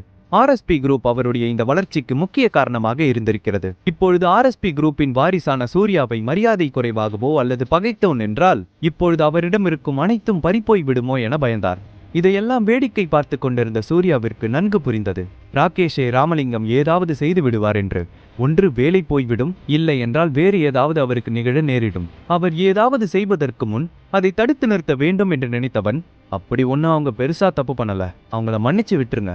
அப்படி நீங்க அவரை தண்டிக்கணும்னு நினைச்சா 1/2 நாள் சம்பளத்தை மட்டும் பிடிங்க, அது போதும். சக்கரவர்த்தியின் வீட்டில் இருந்தபோது அவன் தன்னுடைய தேவைகளுக்கு சூர்யா தான் சம்பாதிக்க வேண்டி இருந்தது. ஆர்எஸ்பி குரூப்பில் இருந்தாலும் ஒரு வேலைக்காரன் போலவே நடத்தப்பட்டான். அதனால் உழைத்து சம்பாதிப்பது எவ்வளவு கஷ்டம் என்று அவனுக்கு நன்றாகவே புரிந்தது. தங்களுடைய வேலை போய்விடுமோ என்ற அச்சத்தில் இருந்தவர்களுக்கு சூர்யா இவ்வாறு கூறிய பின் தான் உயிரே வந்தது. இதையெல்லாம் கேட்டுக்கொண்டிருந்த ராமலிங்கத்திற்கு ஆச்சரியமாக இருந்தது. சூர்யா அப்படி சொன்னதால் அவருடைய கருத்துக்கு உடன்பட்டுதான் ஆக வேண்டும். என்ன இன்னும் மசமசன்னு நின்னுட்டே இருக்கீங்க, அவர்கிட்ட மன்னிப்பு கேளுங்க என மிரட்டும் தோணியில் ராமலிங்கம் கூற, அங்கு நின்று கொண்டிருந்த செக்யூரிட்டி கார்ட்ஸ் வரிசையாக சூர்யாவின் காலில் விழவர அவர்களை தடுத்த சூர்யா, நீங்க எல்லாரும் போய் உங்க வேலையை பாருங்க, எப்போதும் ஆளை பார்த்து எடை போடாதீங்க என அறிவுறுத்தி அனுப்பினான். சூர்யாவின் இந்த செயல் ராமலிங்கத்தை மிகவும் ஆச்சரியப்படுத்தியது. ஆர்எஸ்பி குரூப் சக்கரவர்த்தியை விட இவர் வித்தியாசமாகவும் எளிமையாகவும் உள்ளார் என நினைத்தார். பின் அவ்வளவு பெரிய பணக்காரரை வெகு நேரமாக வாசலிலேயே காக்க வைப்பது நல்லதில்லை என புரிந்து கொண்ட ராமலிங்கம் சூர்யாவை மேன்ஷனுக்குள் அழைத்துச் சென்றார். சூர்யா வருவதற்கு முன்பே வந்துவிட்ட வக்கீல் வாசுதேவன் மேன்ஷனுக்குள் உள்ளே காத்திருந்தார். சூர்யா வந்ததும் அவன் கேட்டதைப் போலவே மேன்ஷனை வாங்கிவிட்ட சந்தோஷத்தில் அவனை பார்த்தார். மேன்ஷன் உள்ளே நுழைந்த சூர்யா முதலில் கவனித்தது இட்டாலியன் மார்பிளான வரவேற்பு அறையை தான். பார்க்கவே பிரம்மாண்டமாக அமைந்திருந்தது.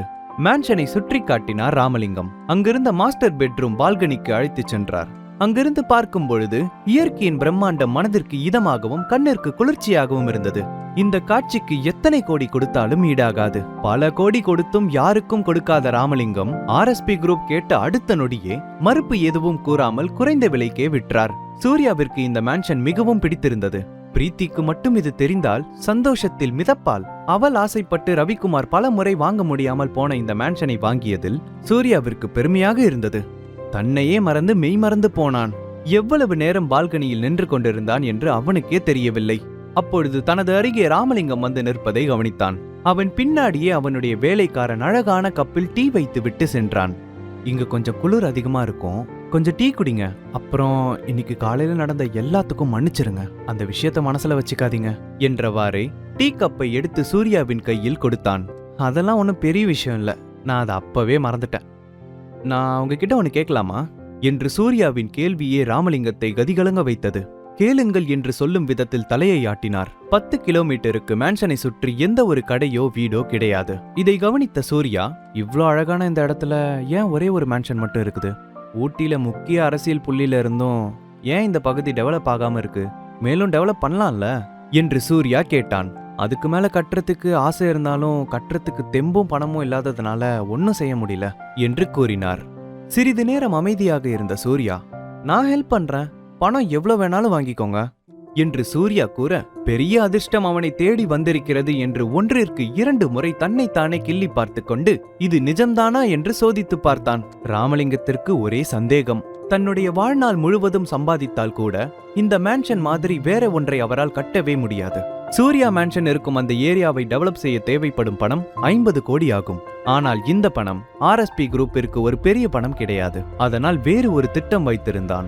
தன்னை அனாதை என்று ஒதுக்கியவர்கள் சட்டென்று இந்த சொத்துக்கு நீதான் வாரிசு என கூறுவது அவனுக்கு சந்தேகமாக இருந்தது.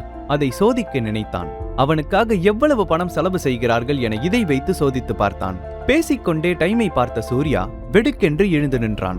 அதை பார்த்த ராமலிங்கம் எழுந்து நிற்க கூடவே அவனது பணியாட்களும் எழுந்து நின்றனர். ராமலிங்கம் ஒவ்வொரு அடி எடுத்து வைக்கும் போதும் கணக்கு போடுவார். சூர்யா சட்டென்று எழுந்ததில் அவர் எதுவும் தப்பாக பேசிவிட்டாரோ என்று பயந்தார். எனக்கு ஒரு முக்கியமான வேலை இருக்கு, இது தொடர்பா நீங்க என்னோட வக்கீல் வாசுதேவன் கிட்ட பேசிக்கோங்க என்று சட்டென்று அங்கிருந்து கிளம்பினான் சூர்யா. சூர்யாவின் செயல்கள் மற்றும் நடத்தை மீது ராமலிங்கத்திற்கு சந்தேகம் வந்தது. இவ்ளோ பெரிய சொத்துக்கு சொந்தக்காரனா இருந்துட்டு எப்படி இவ்வளோ சாதாரணமா இருக்க முடியும்? எங்கேயோ இடிக்குதே என்று யோசித்தார். இந்த மாதிரி பெரிய இடத்துல இருக்கவனை பகச்சிக்காம கூடவே வச்சுக்கிறது தான் சாமர்த்தியம் என்று முடிவெடுத்தார். பின் தனது ஆள் ஒருவனை அழைத்து, அவனை ஃபாலோ பண்ணு, என்னோட ஜாகுவார் கார் எடுத்துக்கோ, அவன் கிட்ட போய் நான் கொடுத்தேன்னு சொல்லிக் கொடு என்று கட்டளையிட்டார். சூர்யா அங்கிருந்து கிளம்பிய சற்று நேரத்தில் வக்கீல் வாசுதேவனுக்கு சக்கரவர்த்தியிடமிருந்து அழைப்பு வந்தது. அங்கு நடந்த அனைத்தையும் வாசுதேவன் சக்கரவர்த்தியிடம் கூறினார். சூர்யா செய்த காரியத்திற்கு கண்டிப்பாக மறுப்பு தெரிவிப்பார் என்று நினைத்தார். ஆனால் அதை பற்றி எதுவும் கூறாமல், நாளையிலிருந்து சூர்யாவுக்கு கோஸ்ட் செக்யூரிட்டி அவன் ப்ரொடெக்ஷனுக்கு இருப்பாங்க என்று மட்டும் கூறி போனை வைத்தார். வாசுதேவனுக்கு இந்த ஒரு விஷயம் ஆச்சரியமாக இருந்தது. கோஸ்ட் செக்யூரிட்டி என்பவர்கள் தங்களுடைய சிறு வயதிலிருந்து கடுமையாக பயிற்சி எடுத்து தங்களை தயார்படுத்தி வைத்திருப்பார்கள். ஒரு துரும்பு கூட மேலே விழாமல் பாதுகாக்கும் இவர்கள் சூர்யாவிற்கே தெரியாமல் தூரத்திலிருந்து பாதுகாப்பு தருவார்கள். தன்னுடைய 2 மகன்களுக்கு கூட இந்த பாதுகாப்பை சக்கரவர்த்தி வழங்கியதில்லை. அப்படி இருக்க சூர்யாவிற்கு மட்டும் ஏன் என்று தன்னுடைய மூளைக்கு வேலை கொடுத்து கொண்டிருந்தார். அதே சமயம் தன்னுடைய ஆபீஸ் வாசலில் முன்னே சூர்யாவிற்காக நீண்ட நேரம் காத்திருந்தாள் பிரீத்தி. நேரம் சென்று கொண்டே இருந்தது. ஆபீஸில் உள்ள அனைவரும் சென்று விட்டனர். சூர்யா வரும் திசையை பார்த்து வெகு நேரம் காத்திருந்த பிரீத்தி அங்கிருந்த ஒரு பெஞ்சில் சென்று அமர்ந்தாள். எப்பொழுதும் ஆபீஸ் முடியும் முன்னரே சூர்யா அவளுக்காக வாசலில் காத்திருந்து அழைத்துச் செல்வான். ஆனால் இன்று நெடுநேரம் ஆகியும் சூர்யா வராததால் பல முறை அவனுக்கு கால் செய்தாள். சூர்யா வருவானா இல்லை நானே சென்று விடுவா என்ற யோசனையில் ஒரு காலில் முன்னும் பின்னும் வைத்தவாறே நின்றிருந்தாள். அப்பொழுது, இங்க பாருடா யார் நிக்கிறானே, ஊட்டியோட பேரழகி பிரீத்தி. என்ன உன்னோட பர்சனல் அசிஸ்டன்ட் சூர்யா உன்னை பிக்கப் பண்ண வரன்னு வெயிட் பண்ணிட்டு இருக்கியா என்ற குரல் கேட்டதும் பிரீத்தியின் முகம் கோணலாக மாறியது. அந்த குரலுக்கு சொந்தக்காரி தன்னுடைய பெரியம்மாவின் மகள் சந்தியா என்று சொல்லாமலே அவள் கண்டுபிடித்து விட்டாள். பிரீத்தி அவளை கண்டு கொள்ளவே இல்லை. சந்தியாவும் பிரீத்தியும் ஒரே வயதினர் என்றாலும் பிரீத்திக்கு சந்தியா என்றால் சுத்தமாக பிடிக்காது. எப்பொழுதும் அவ்விருவர் இடையே சண்டை வந்து கொண்டே இருக்கும். சந்தியா சிகப்பு நிற சுடிதார் அணிந்து அழகாக காணப்பட்டாள். அவள் அழகாக இருந்தாலும் பிரீத்தியின் அழகை மிஞ்ச முடியாது. அவளை கண்டு கொள்ளாமல் நின்று கொண்டிருந்த பிரீத்தியை பார்த்த சந்தியாவிற்கு மேலும் அவளை சீண்டி பார்க்க வேண்டும் என்று தோன்றியது. சில சமயம் விதி எப்படி விளையாடும்னு யாருக்கு தெரியும். நம்ம எல்லாம் சின்ன பொண்ணா இருந்தப்போ எப்பவுமே உனக்கு தான் எல்லாமே பெஸ்டா கிடைக்கும், உங்க அப்பாவை விட பெரிய பணக்கார பையனுக்கு தான் என்னோட பொண்ணை கல்யாணம் பண்ணி வைப்பேன்னு உங்க அம்மா ஊருக்குள்ள தம்பட்டை அடிச்சிட்டு இருந்தாங்க. ஆனா இப்ப பாரு, ஒரு அனாதையை கல்யாணம் பண்ணிக்கிற அளவுக்கு உன் நிலைமை ஆயிடுச்சு. பிரீத்தி ஒரு வார்த்தை கூட பேசாமல் தன்னுடைய உதடுகளை இறுக்கமாக மூடிக்கொண்டாள். கடந்த 3 வருடங்களாக பிரீத்தி சூர்யாவை திருமணம் செய்த பிறகு சந்தியா தனக்கு வாய்ப்பு கிடைக்கும் போதெல்லாம் பிரீத்தியின் நிலைமையை வைத்து கேலியும் கிண்டலும் செய்து வந்தாள். இந்த வார்த்தைகளை கேட்டு பழக்கப்பட்ட பிரீத்தி அவள் எதற்காக இதையெல்லாம் பேசுகிறாள் என்று நன்றாக புரிந்து கொண்டாள். அவளை இப்படி பேசுவதன் மூலம் பிரீத்தியை கடுப்பேத்தி சந்தோஷப்பட்டு கொண்டாள். வீட்டோட மாப்பிள்ளையா இருக்கிறதும் ஒரு தனி சுகம்தான். ஓசி சோறு சாப்பிட்டுட்டு பொண்டாட்டிக்கு சேவை பண்ணிட்டு தெரியலாம்ல என சந்தியா பேசிக்கொண்டே போக ஒரு கட்டத்தில் பிரீத்தி கத்த ஆரம்பித்தாள். போது நிறுத்து, இதுக்கு மேல ஒரு வார்த்தை பேசாத. என் புருஷன் எனக்கு சேவை பண்றாரு, பண்ணாம போறாரு. இதை தெரிஞ்சுக்கிட்டு நீ என்ன பண்ண போற? பிரீத்தியின் பார்வை அவளை இங்கிருந்து மரியாதையாக கிளம்பிவிடு என்பது போல இருந்தது. இதைத்தான் எதிர்பார்த்து கொண்டிருந்த சந்தியா, அச்சச்சோ தப்பா புரிஞ்சுக்கிட்டியா பிரீத்தி, ரொம்ப சாரி. இதெல்லாம் நான் சொல்லல, ஊருக்குள்ள சொல்லிக்கிறாங்க. அதான் நான் உன்கிட்ட இப்ப சொன்னேன். வேணும்னா அதை மாத்துறதுக்கு என்கிட்ட ஒரு ஐடியா இருக்கு. பேசாம உன் புருஷனை என் புருஷன் கிட்ட இருந்து வேலை பார்க்க சொல்லு என்று கேலியாக கூற பிரீத்தி ஆத்திரத்தில் தன் பல்லை கடித்து கொண்டாள். விட்டால் அங்கேயே சந்தியாவை அடித்து விடுவாள் போல கோபத்தில் அவள் முகம் சிவந்தது. மேலும் சூர்யாவை பற்றி இழிவாக பேசிக்கொண்டே போனாள். இவளிடமிருந்து பிரீத்தியை காப்பாற்றுவது போல BMW காரில் இருந்து வந்து இறங்கினான் விவேக். வனிதாவின் அண்ணன் மகனாகிய விவேக் ஒரு பெரிய சாஃப்ட்வேர் கம்பெனியில் CEO ஆக இருக்கிறான். சூர்யாவை விட படிப்பிலும் வேலையிலும் பெரிய இடத்தில் இருந்தான். சந்தியா BMW கார் வந்து நின்றதை பார்த்ததும் சந்தோஷத்தில் குதித்தாள். தன்னுடைய கணவன் தன்னை அழைத்து போக வந்திருக்கிறார், பெரிய கம்பெனியின் CEO தனக்காக எதையும் செய்வார் என்பது போல பேசிவிட்டு கர்வமாக அங்கிருந்து கிளம்பினாள். காரில் இருந்தபடி தன்னுடைய கண்ணாடி கதவை திறந்து பிரீத்தியை பார்த்தான் விவேக். 3 வருடத்திற்கு முன்பு பார்த்ததைப் போல இன்றும் அழகாய் இருப்பதை பார்த்தவன் தனக்கு கிடைக்க வேண்டிய பிரீத்தி இப்பொழுது சூர்யாவை திருமணம் செய்து கொண்டாள் என நினைத்து ஒரு நிமிடம் மனதிற்குள் புலங்கிக் கொண்டான். அந்த வேலைக்காரன் மட்டும் இல்லைனா இப்போ பிரீத்தியை நான் தான் கல்யாணம் பண்ணிருப்பேன் என்று தனக்குத்தானே பேசிக்கொண்டான். பிரீத்திக்கும் விவேக்கிற்கும் தான் திருமணம் நடக்கும் என்று அனைவரும் நினைத்து கொண்டிருந்தனர். ஆனால் பிரீத்தி சூர்யாவை திருமணம் செய்து கொண்ட பின் அவளுக்கு அடுத்தபடியாக இருந்த சந்தியாவை வேறு வழி இல்லாமல் திருமணம் செய்து கொண்டான் விவேக். அப்போது அங்கு ஒரு கால் டாக்ஸி வந்து நின்றது. அதிலிருந்து சூர்யா இறங்கினான். பிரீத்தி மேடம், சாரி ரொம்ப லேட் ஆயிடுச்சு, கிளம்பலாமா? கால் டாக்ஸியிலிருந்து தன்னுடைய வேர்வையை துடைத்துக் கொண்டே பிரீத்தியை நோக்கி நடந்து சென்றான். பிரீத்தியின் பையை வாங்கிக் கொண்டு கால் டாக்ஸியை நோக்கி சென்றவனை, சூப்பர், பணக்கார வீட்டு மாப்பிள்ளை இப்போ கால் டாக்ஸி ஓட்டுறாரா என சந்தியா காரில் அமர்ந்தபடி சூர்யாவிற்கு கேட்கும்படி சத்தம் போட்டு கேட்டாள். இந்த 3 வருடத்தில் சந்தியா இதைவிட பல விதமாக சூர்யாவை பேசியிருக்கிறாள். நான் கால் டாக்ஸி ஓட்டுறேன் இல்ல ரிக்ஷா ஓட்டுறேன், இதுல உங்களுக்கு என்ன பிரச்சனை என்று கேட்டான் சூர்யா. பிரீத்திக்கு சந்தியாவை சுத்தமாக பிடிக்காது என்று சூர்யாவிற்கு நன்றாக தெரியும். சந்தியா அங்கு இருப்பதை வைத்து கண்டிப்பாக பிரீத்தியுடன் ஏதாவது பிரச்சனை செய்திருப்பாள் என்று நினைத்தான் சூர்யா. என்ன தைரியம் இருந்தா என்ன பார்த்து திமிரா பேசுவ என காரில் இருந்து இறங்கிய சந்தியா சூர்யாவை பார்த்து கையை ஓங்க அவள் கையை பிடித்து முறுக்கி அவள் கன்னத்தில் பலார் என ஓங்கி அறைந்தாள் பிரீத்தி. இதை எதிர்பாராத சந்தியா அதிர்ச்சியில் உறைந்து போனாள். அவள் மட்டுமல்ல, சூர்யாவும் விவேக்கும் தான். பிரீத்தி இவ்வாறு நடந்து கொள்வாள் என்று யாரும் எதிர்பார்க்கவில்லை. என்னோட புருஷனை மரியாதை குறைவா பேசுறதுக்கு யாருக்கும் உரிமை இல்ல என பிரீத்தி கூற அதிர்ச்சியில் உறைந்து போயிருந்த சந்தியா அழ ஆரம்பித்தாள். அடி வாங்கிய அதே வேகத்தில் பிரீத்தியை அறைய சந்தியா கையை ஓங்கிய போது அவளை அடிக்க விடாமல் சூர்யா தடுத்து நிறுத்தினான்.